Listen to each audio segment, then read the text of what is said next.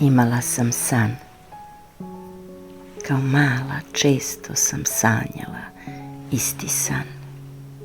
Da postanem balerina, da budem laka, tiha i precizna, ali snažna u svakom pokretu.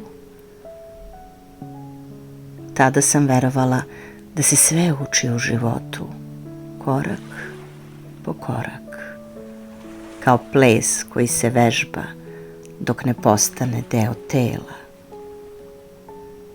Ali život nije scena koja se osvetli i ostane u savršenom trenutku. Život je više kao proba koja traje. I u toj probi san se menja, ali ne nestaje.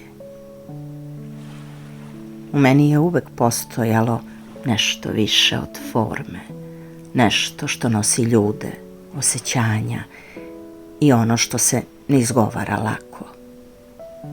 To nas oblikuje, nežno, ali uporno, kroz padove, kroz povrede, kroz rane koje se ne vide, ali ostaju, kroz bol koja ne traži pažnju, ali traži razumevanje.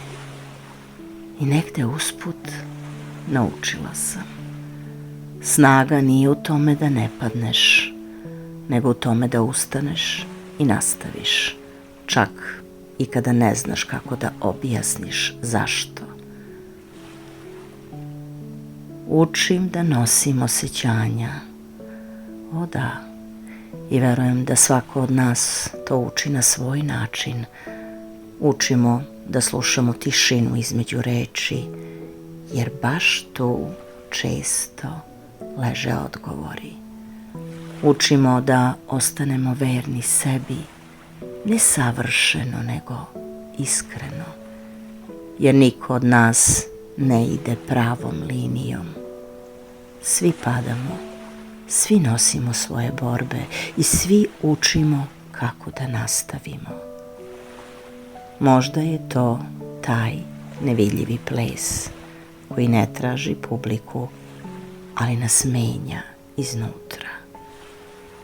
Osjeća se u načinu na koji dišemo, u načinu na koji biramo da idemo dalje, u načinu na koji čuvamo ono što je u nama živo.